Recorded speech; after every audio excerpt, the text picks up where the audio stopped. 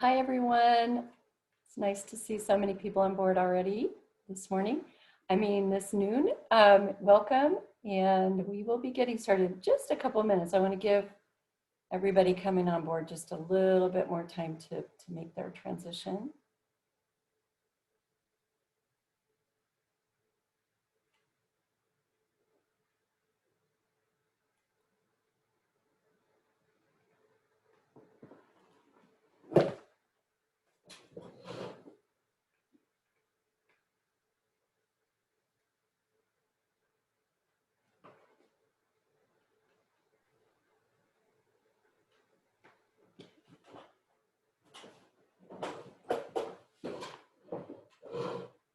Situated here.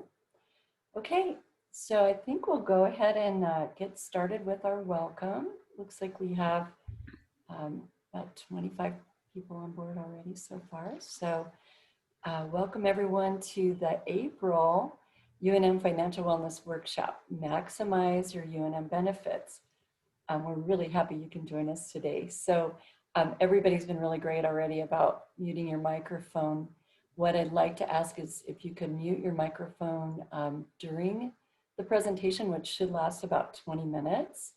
And then afterward, during the Q&A, when other people are speaking, a recording of the presentation only, not including the chat and the Q&A, will be posted on the Financial Wellness and the Open Enrollment websites by early next week, along with a PDF of the slides containing clickable links that you can access later for your own use.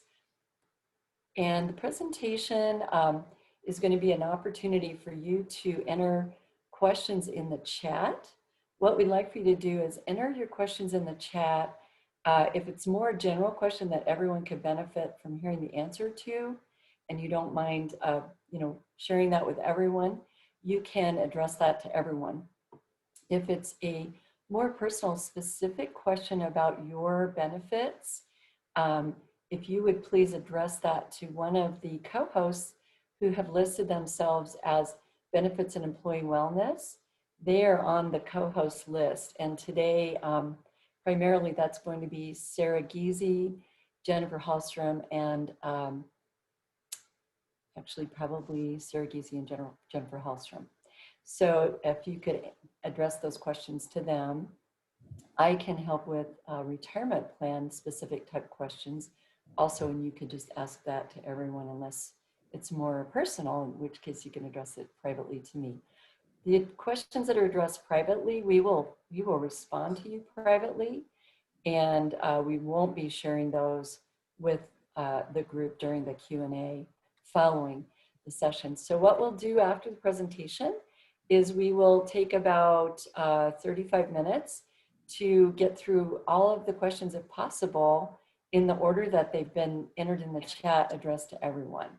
So that's sort of our plan, that's our game plan, and your input is really appreciated. So if you'll notice in the chat, and we'll be entering it later near the end of the presentation, there is a link to a survey that you can provide input to us. And that way, if we have the same presentation again next year, we can use it to make it a better presentation for you. All right, without further ado, we will get started here. And let's make sure my enter button is working for the presentation. There we go. So we've talked about these housekeeping questions already, but you'll notice there is HR benefits at unm.edu listed in this housekeeping slide. So that's another avenue. If you wish to reach out to our benefits team directly, we can get with you personally and privately on any benefits questions that you might have. And then, as we mentioned, the PowerPoint with clickable links, and if possible, a Q&A, more generalized type Q&A will be posted before open enrollment starts for benefits.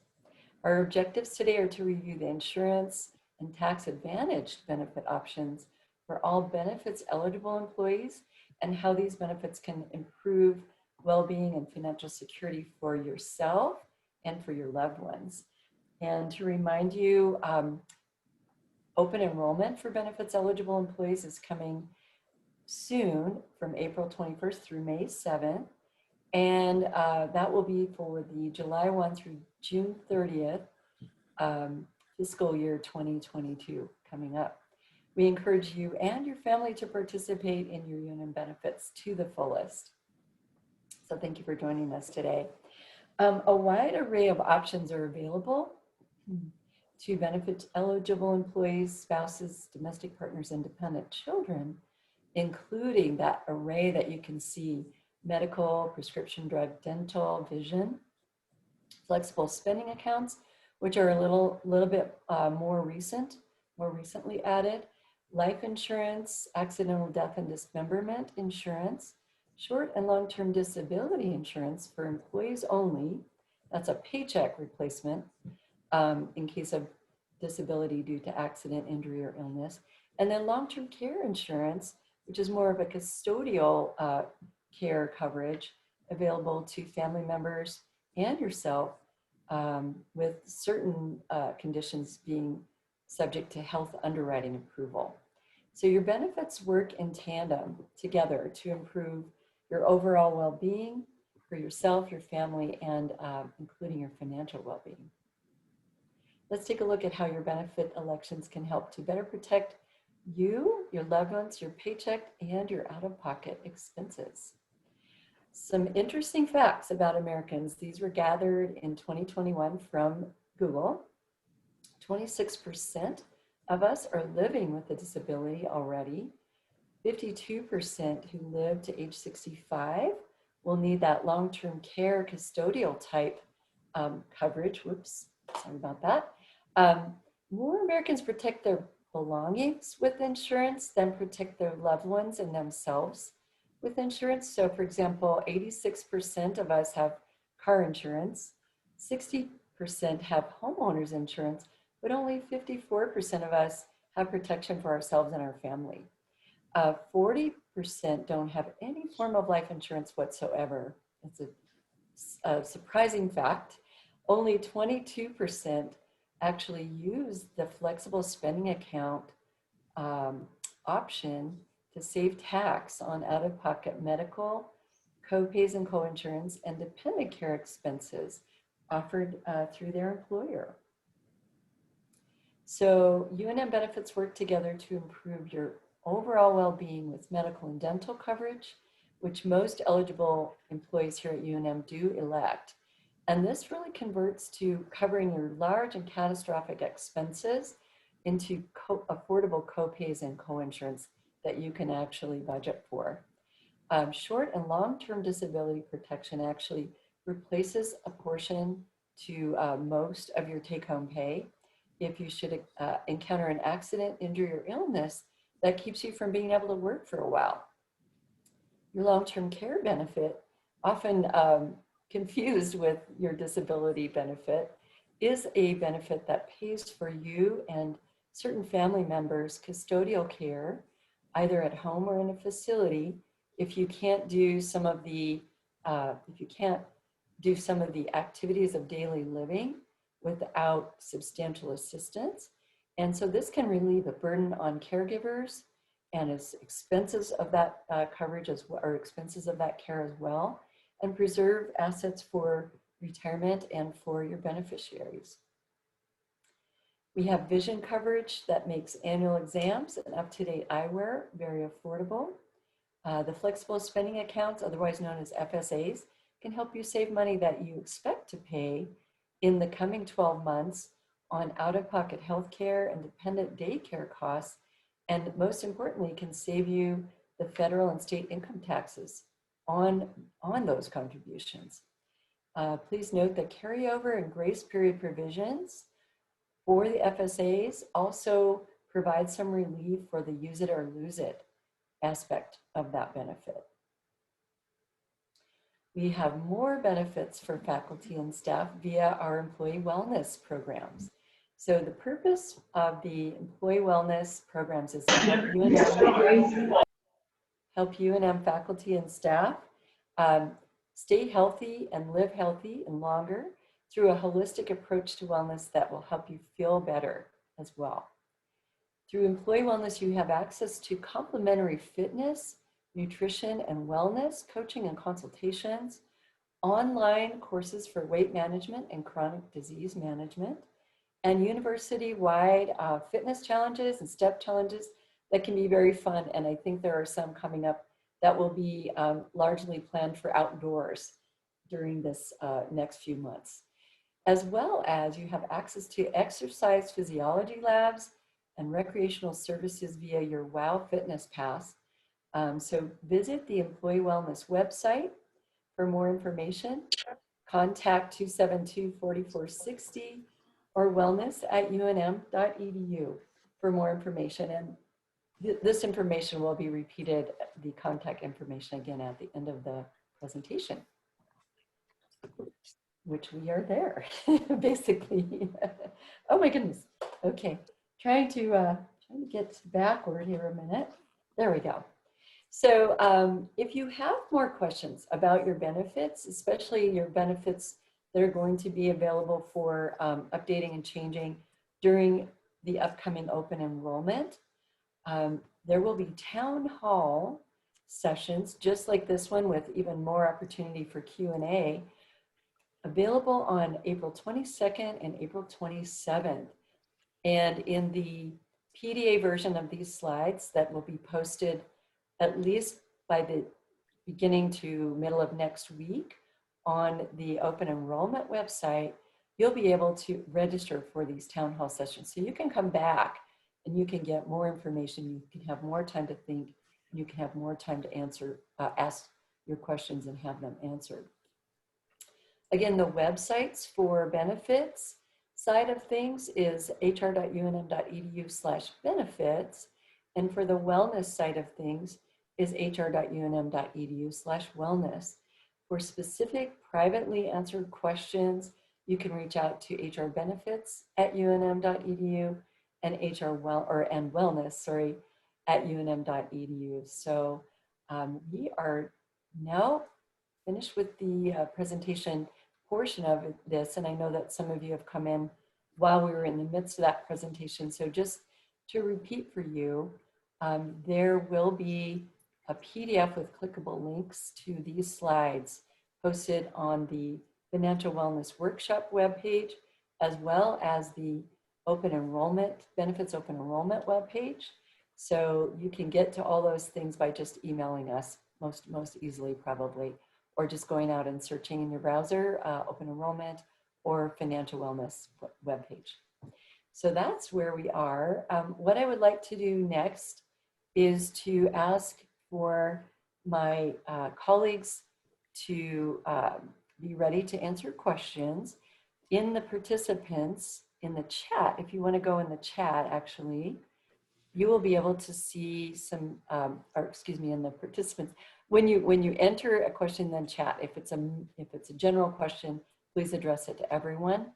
When you enter a question that's more specific to your situation, if you would address it to one of the co-hosts who are identified as Benefits and Employee Wellness, specifically Sarah Giese and Jennifer Hallstrom for this session.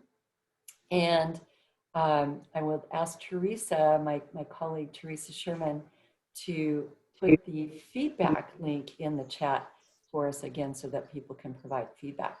So we're going to go ahead and get started. I would like for everyone to keep your microphones muted unless we're specifically talking with you about your question. And we're going to go ahead and start tackling the questions in the chat. And again, Sarah is going to be our key benefits expert, and she will call on the rest of us if she would like for us to answer the question instead. So Sarah, from Diana comes the question for carryover on FSA dependent care. Would you need to enroll and contribute to the fiscal year 20 or the 2021-2022 FSA in order to use the carryover, or can you just carry over? Hi, everyone. I'm Sarah Giese, the Benefits and Employee Wellness team. And Diana, so it looks like you're specifically asking about dependent care. You would not need to re-enroll in a flexible spending account, and specifically, I guess, to your point on dependent care, in order to use for extended time to incur and claim your dependent care claims. So I guess dependent care is a little bit different in that there's not a carryover. There's actually a grace period, and in the IRS has for the current plan year, so for the 2020-2021 plan year, so fiscal year 21, has allowed an extension on FSAs because of COVID. So if you're enrolled in this plan, you're current right now, you have until June 30 of 2022 to incur and submit your claims. That's for now. The IRS is not, so you do not have to re-enroll in this upcoming fiscal year to take advantage of that, to incur or claim expenses. For this upcoming flexible FY22 plan year, the IRS has not come out with any additional guidance to extend anything or allow any mid-year changes unless there's a qualifying event. So I don't know if that really completely answers your question. I hope it does. And if Thank you, Sarah. Okay. Excellent answer. Diana, does that fully answer your question? It does, thank you. Thank you so much. Sure, So, it's Teresa. Would you mind unsharing your screen just so that oh, perfect. Thank you, Teresa. Thank you. Yes, thank you. Very good. All right. So now back to the chat. Excuse me just a second. Getting myself oriented again. Thank you so much, Teresa. So from K.A.M. Wilson, is there any plan to include a high deductible plan in the benefits offering so that employees can utilize an HSA? That's a good question, but at this time, there is no plan to include a high deductible / health savings account option. You know, plans are reviewed every year, options are reviewed every year, but at this time, there's no plans for that. Okay. I'm just going to say K.A.M. Wilson, does that answer your question? Apparently so. All right. From Eugene, he thinks that's a great idea. Thank you, Eugene. Right now, as Sarah said, we're not currently considering a high deductible plan as a part of the. Do you know who makes that decision? Hi, this is Brenda. I'm the HR benefits manager, and so what happens with the HSA, that was evaluated by the faculty staff benefits committee along with benefits. And so if employees are interested in this, then I highly encourage you to reach out to the faculty staff benefits committee to give them your feedback, because it was evaluated a couple years back, and it was kind of, it didn't move forward from there, if that helps. So it's kind of a what do you want to call it, a constituency type direction that we took on this, and it was not moved forward at the time after it was evaluated. So I kind of hope that helps you with the direction. So the faculty staff benefits committee. Faculty staff benefit committee. Thank you so much. That's exactly the right thing. I think the reason you're going to be hearing more and more about it because insurance companies smartened up. We've been employees, me and my wife, for a long time, and we used to have two insurances, one for her, one for me, because she has a lot of expenses, and we would have one insurance cover all the deductibles, etc., and they don't do it anymore. So having an HSA plan for one spouse and regular insurance from another spouse will become a lot more palatable for a lot of people. But thank you for answering it. Thank you, Brenda. Thank you, Eugene. Sarah, from Lisa, What is the maximum contribution for an FSA in the upcoming year? I would assume you're speaking of starting July 1. Yeah, so the maximum contribution, so there's the two different plans. There's a health care flexible spending account for your and your eligible dependents' healthcare expenses. The other account is the dependent care flexible spending account, which is specifically for dependent daycare expenses, either for a child under the age of 13 or for an elderly parent if they're dependent on you. So those are the two accounts. For the healthcare flexible spending account, the maximum, again, for the upcoming fiscal year will be $2,750 for the full fiscal year. And for dependent care flexible spending account, it's $5,000, and it's $5,000 for a family. So if you have a spouse who's also contributing, the maximum for between the two of you can only be $5,000. I hope that answers your question. Okay, cool. Thank you, Sarah. Lisa, does that answer your question fully? I assume so. Yes, thank you. Thank you.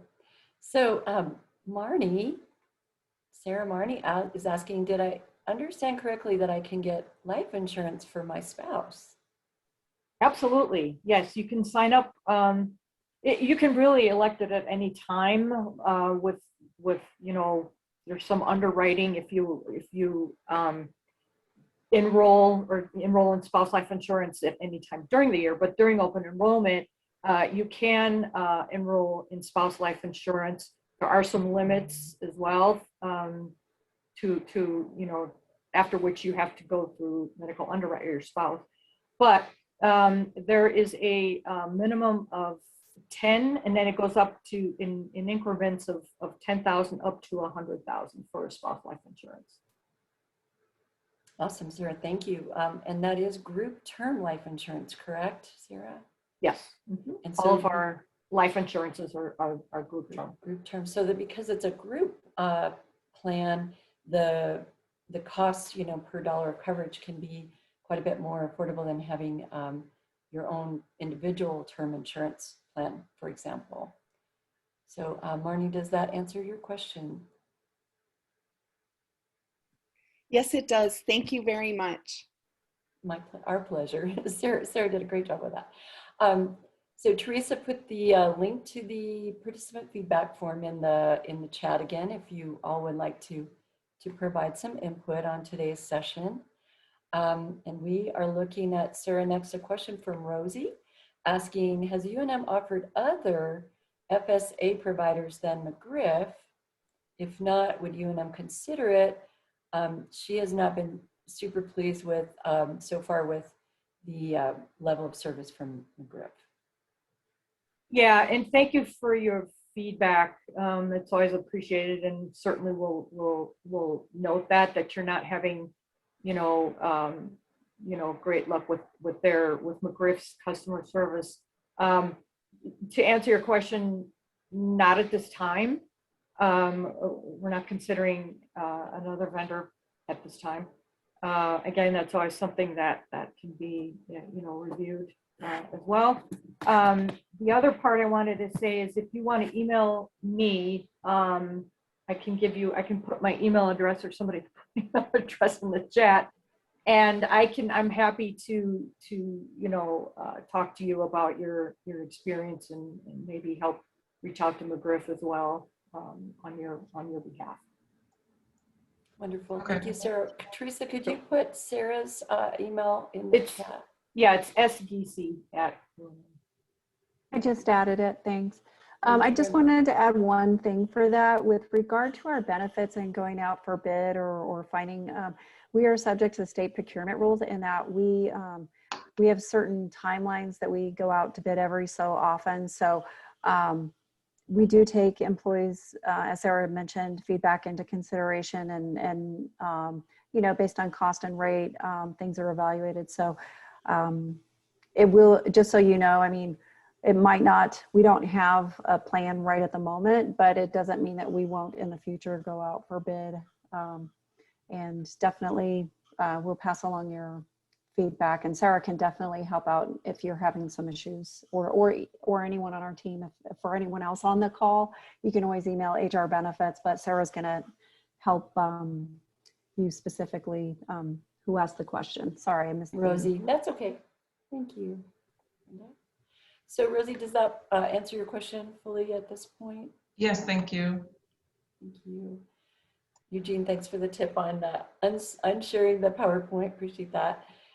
Joe is asking Sarah, his wife is about to be eligible and go on Medicare, and she needs to know if she's going to stay on Joe's UNM healthcare as a dependent. How does that work in terms of Medicare or their current active plan being primary? Also a good question, Joe. So if you continue, if she continues to stay on your as a dependent on your plan, for Medicare would be secondary. Or so as long as she's enrolled as a dependent, Medicare would be secondary. I did find out recently that and this obviously doesn't pertain to you, but if somebody has a domestic partner and is on Medicare, Medicare comes first, and you wouldn't think that Medicare ever comes first. I'm sure they don't want to be primary, but anyway, as your spouse, she can certainly remain on, and then your plan would be primary. I also want to add to that, when you are a UNM employee covered under our UNM medical plan and you become Medicare eligible, whether it's you or your dependent, you always have the choice, of course, as Sarah said, to continue on our UNM medical plan. And when Medicare is sending you those notices to enroll in Part A and Part B, you do have the opportunity to, because Part B, there's a cost to it. You're going to be billed it, and if you're not collecting Social Security, you're going to be billed it directly. If you are collecting Social Security, then they're going to take it out of your Social Security check.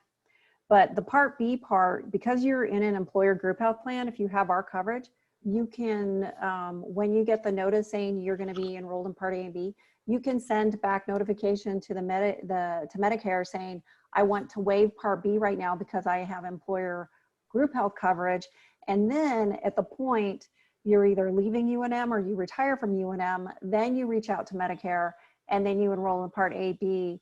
Because if there's any gaps between your employer coverage and when your employer coverage stops, if you have a gap and then you enroll in something later, then you get penalized. And so do read up on that while we don't claim to be Medicare experts, these are things that we've seen and learned over time. And the real focus should be always with Medicare is to go look at the Medicare.gov website and kind of look at their tools. They have some videos and learn a little bit about that information. But you can be double covered if you want to, but they will charge you for Part B, and you can waive it if you want, but it's your responsibility to reach out to Medicare to tell them to waive it because you have employer group health coverage for your spouse. So I hope that helps. Joe, what do you think? Have we fully answered your question? So if you waive Part B, there's no danger of not being able to go back to it once I retire? No, not if if she has continuous coverage under you, there is no penalty. But Okay. once, if you retire and you no longer have, and you retire through UNM and you enroll in a Medicare plan through us, she will have to as well. But there's not a penalty as long as she's continuously enrolled as a dependent under your employer plan. Okay. Another question I had was the Advantage care through Medicare. I understand she's not eligible. If she gets Medicare now, since I'm not retiring until 5 years or so.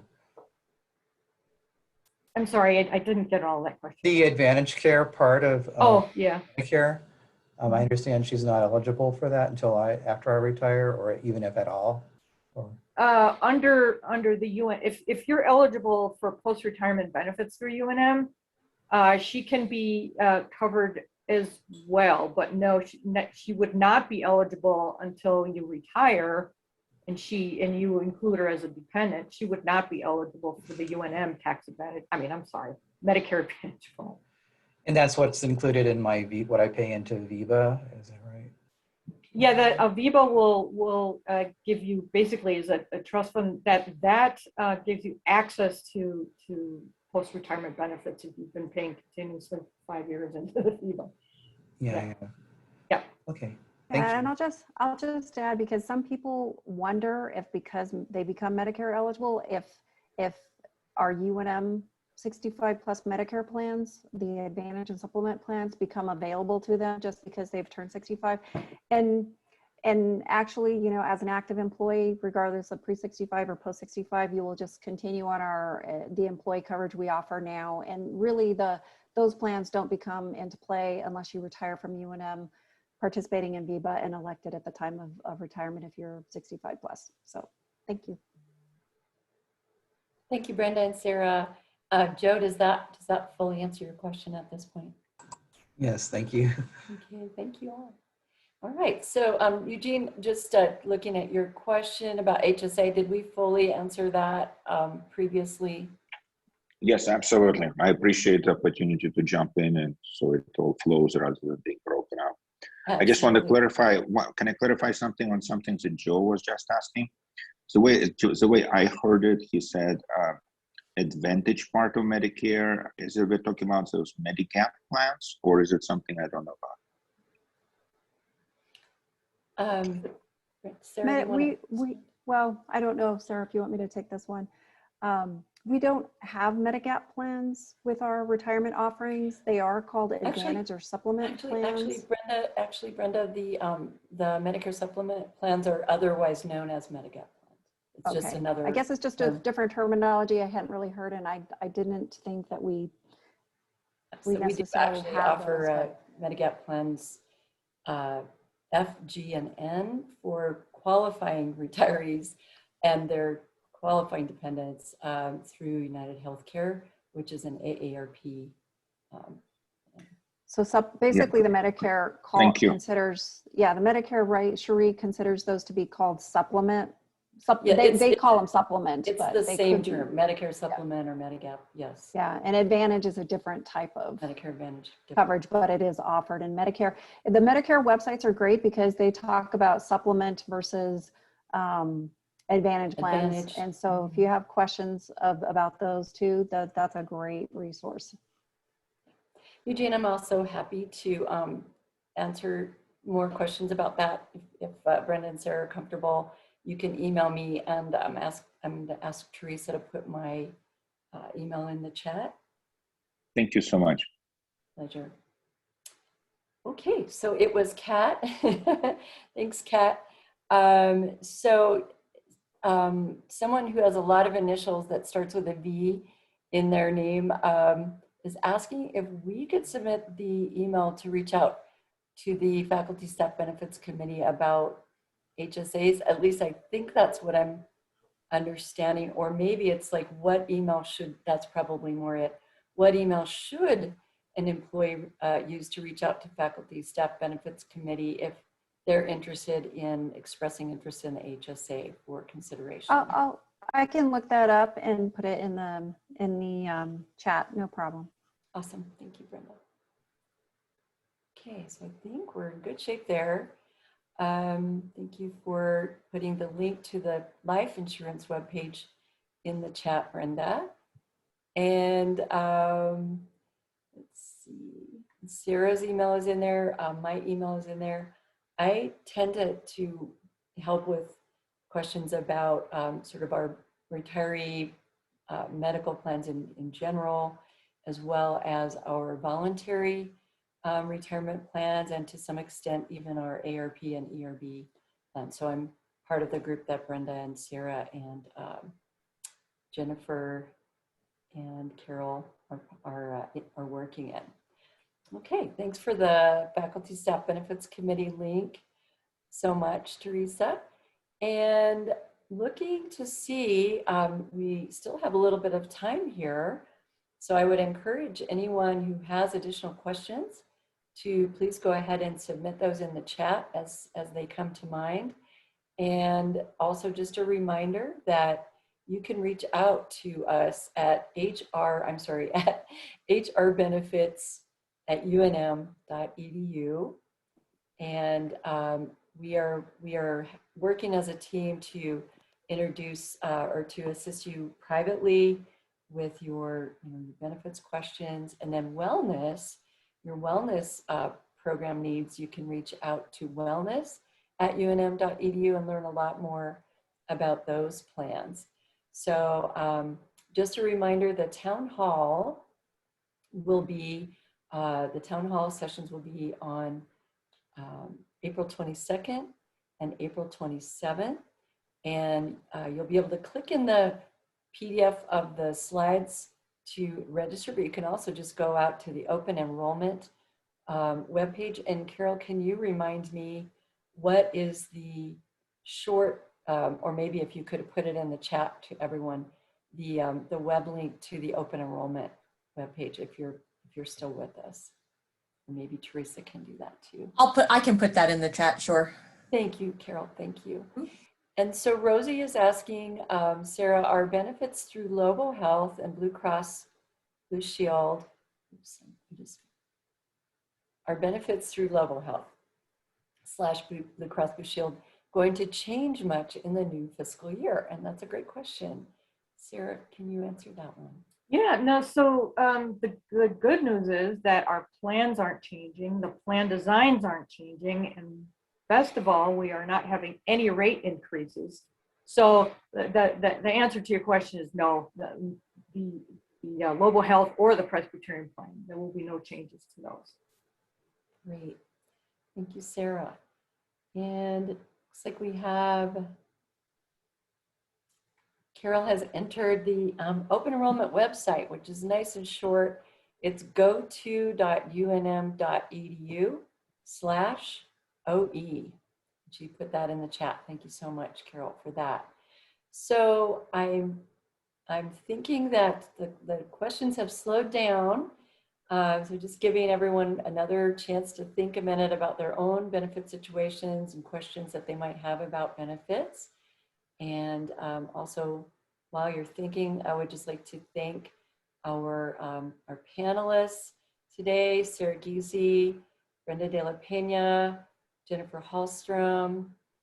I think Gina Alvarado now was with us earlier, Carol Bernard from Benefits and Employee Wellness, Teresa Sherman from the Vice President of HR Communications team, has always just been a real kingpin for me in terms of just helping make all this stuff feel easy and effortless and even fun, actually. So thank you all so much for being with us today. I appreciate that very much. If there are no further questions coming into the chat, we'll just encourage everybody to sign up for one of the town hall sessions. If more questions occur to you between now and April 22nd or April 27th, we're really looking forward to that. I do see a new question just came in. Let me just double check and make sure I caught them all. Yeah. Very happy to help you guys. Person with all the initials that starts with a V says, is the 457B offered through any one specific investment provider or other in particular? And that's a great question, and I can answer that question. Our voluntary plans, the 403B and the 457B, allow you to put up to either $19,000 per plan in each plan, or an extra $6,500, which I think is gets you up to $26,000 per plan, or $52,000 altogether, tax deferred or Roth into the voluntary plans, the 403B and or the 457B. Both plans have the same investments and the same investment providers, which include investments from AIG, formerly known as VALIC, Fidelity, TIAA, Voya, and those are the four. So AIG, Fidelity, TIAA, and Voya. And there's a pretty broad spectrum of investments within each of those companies' offerings. We will be hopefully streamlining actually the Fidelity and the Voya investments down to a smaller selection in the next year or two, because right now it's a fairly broad array of investments. It's almost overwhelming for most investors. But if you have additional questions about that, I am delighted to help you with that. And my email is in the chat, CherieJean56@unm.edu. My first name is Cherie and my last name is Knight. And so that hopefully answers your questions. I'm not sure who that person's name is, but starts with a V with a lot of initials after it. And if that does answer your question, I'm delighted. If not, you can reach out to me with an email with more questions about that. Let's see. Cherie? Yes, sir, Eugene. Yeah, it's Eugene speaking again. Listen, you Yes. just said sounds so scary. So I'm actually very delighted with the choices of funds that UNM offers with Fidelity now. Mm-hmm. From what I understand, it's been way more limited in the past. And I've been with TIA-CREF historically, and Okay. the plans with net expense ratio below 0.1% has been virtually non-existent. And as they just finally added it, and Fidelity offers way more of those very inexpensive plans. You know, you can really cut fees Yes, a I have some lot. good news, Eugene. So Yes. because the current array, which has been there since 2008, I think, or 9, with Fidelity is like 258 funds. We are going to make it simpler for investors that have maybe less experience than you do. But we also have added a brokerage account through which you can purchase any investment in the array of something like 9,600 mutual funds on the market. So you can purchase, you know, any investment that you want. And if you wanted to keep certain Fidelity investments that were going to be streamlined into a more maybe 30 to 40 funds, mostly with very low fees, when we get to that point, you'll be able to simply sell and basically repurchase those through the brokerage account with no cost to yourself, keeping it all tax deferred and just using the brokerage window. So we wanted to make it simple for most investors, but also open up the array of investments available in the entire universe of mutual funds via the brokerage account. And that account is already available to you. Does that help? Yeah, and it will be through both 457, 403B, and ARP. Not the ARP. The ARP is State of New Mexico Educational Retirement Board's plan. It's a mandatory plan, you know, that they sponsor either that or the pension for all New Mexico state employees. So they manage the investments in the ARP. State of New Mexico does. You know, speaking of that, you triggered my mind. There is something in the laws that you can switch from ARP to ERB after 7 years, and I was significantly younger and markedly more stupid, so I didn't take advantage of that.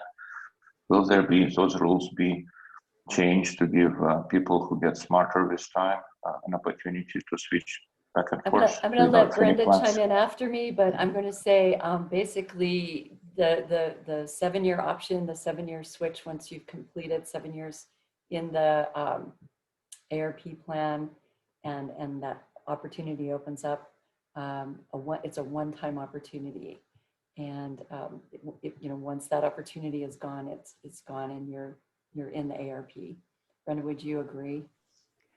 Right. So the rules on the ARP switchback. So if you were participating in ARP, there's after 7 years of participation, they have a 90-day window, and you would have to do the switchback at that time to switch over to ERB. And if you miss that window, the state legislated rules, these are all state legislated rules from the New Mexico Educational Retirement Board, that they get approved and reviewed through the state.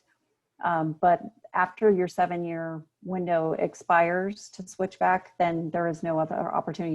You're going to be in ARP going forward, unless you move to a position that is not eligible to participate in the ARP. And at that point, you would retain your ARP funds, but in your new role that's only ERB eligible, pension eligible, you would start contributing to the ERB. That would be the only way after you've missed your 7-year switchback that you could move into ERB, is if you moved into a different position that's only ERB eligible. Thank you, Brenda. Eugene, does that answer your question at this point? Yes, almost leaves just one question, Brenda. What if I quit UNM and then rejoin the department where I work in right now? How long do I need to stay out for things to be like re-zeroed? So I would have to look into this. So you are welcome to send me an email, and I'll put my email in the chat.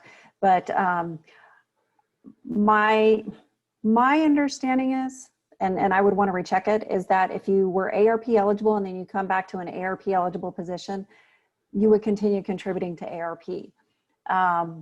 And so it doesn't reset any ARP switchback windows because you were already established and contributing. But that all said, ERB are the actual, the New Mexico Education Retirement Board are the actual authorities to say what can and can't be done. And I would be happy to reach out to them to ask that question for you. I'll put my email in there now. That sounds great. Thank you so much. Okay, so we have another question that I think I can answer, and I'm going to follow up with putting something in the chat as well. If you can give me just a second, please. Trying to navigate a couple of things at the same time here. All right. So the question comes from the person with all the letters, starts with a V. Where can we see the available Fidelity investments for the 457B? And again, it's the same investments in the 403B if you're interested in either or both plans. So the first thing is, the answer to that is you can simply type in 403B or 457B in the browser, and you'll get to the web page that I just posted in the chat, which is the Supplemental Voluntary Retirement Plans webpage. On that page, there is a link says Visit Retirement at Work. It's fairly near the top of the page, and it is the system in which you can open an account, choose an investment provider, and in that system you can actually see all of the investments that are available from each provider, and you can see them in a drop down. So it's really kind of nice because you can actually compare expenses and performance. We open all the drop downs and just kind of scroll down. You can see Morningstar ratings. It's pretty extensive way to look at all the investments. And if you have additional questions about that, you can reach out to me and I can connect you to the appropriate, for example, company to have deeper discussion about specifically their investments. But I'd be happy to help with that. But I encourage you to go into the Retirement at Work system if you haven't yet, and just go in as if you're opening an account. You don't have to actually complete that, but you can see all the investments in a nice drop down inside that Retirement at Work system. It's very, very handy. We also have a group dedicated to helping you with that, which is the Retirement at Work call center group. And they are at 844-567-9090. That is also listed on the webpage that I posted in the chat. So I hope that helps in terms of your question. And I apologize, I don't have your first name to be able to ask your name, but hopefully that helps. So let's see, we also have another question from you. Does everyone qualify for the ARP and ERB, including resident physicians? Sarah, would you feel comfortable answering that question? I also can give it a shot if desired. I don't know about resident physicians, to be honest with you. I do not believe so. There's certain executive positions and faculty I know that are eligible. I do not think resident physicians are. I agree with you. I agree with you. So my understanding is most faculty, like benefits eligible faculty and a very small group of executive staff are eligible for the ARP. You have to elect that decision within 90 days of becoming eligible. And if you've worked in an ERB position prior to that, you can't move into an ARP even if you move into an ARP eligible position. Most of the rest of the employees are eligible to participate in the ERB pension. In fact, it's mandatory, but resident positions are not part of that plan. And so I agree with Sarah's answer on that. Is there anyone else in the group that would want to chime in? Maybe Jennifer on that? Okay, okay. So hopefully that answers your question, and you can always reach out to us, hrbenefits@unm.edu, if you want to go deeper on that question. I'm trying to scroll here. Elizabeth is asking, she recently started working at UNM. Congratulations, welcome aboard. And she'd like to know about whether or not it might be possible to roll over a 401k with Fidelity into one of our voluntary plans and how to do that. And Elizabeth, I'm going to refer you to our expert in the voluntary retirement plan transactions, and that is Patty McLaughlin, and she is happy to help. Her email is patty@unm.edu, patty@unm.edu. And you can also CC me if you wish to. My email is in the chat. So Teresa, if you could put Patty's and my emails in the chat again, that would really be helpful. But we're happy to go through that question with you in terms of, you know, which plans are eligible to have a 401k roll in to one of our eligible plans.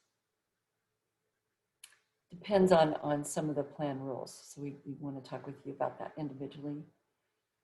So let's see. Oh, looks like Brenda has already put Patty in the chat, Patty's email in the chat, which is great. And I think, let's see. I'm going to try posting that supplemental plans. It looks like I might have sent that to Eugene instead of to everyone by accident. So I'm going to go ahead and post that in the chat again. There we go, to everyone. That's the big web page that you can learn a lot more about our voluntary 403B and 457B plans.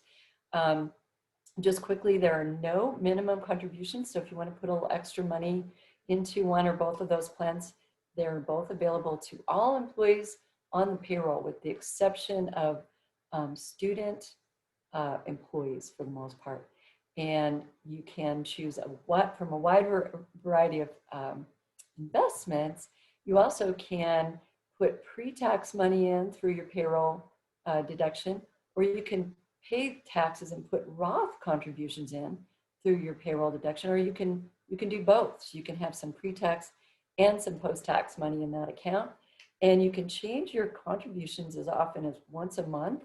So if you need to stop your contributions, or you want to increase them or reduce them based on how conditions change for you, you can do that.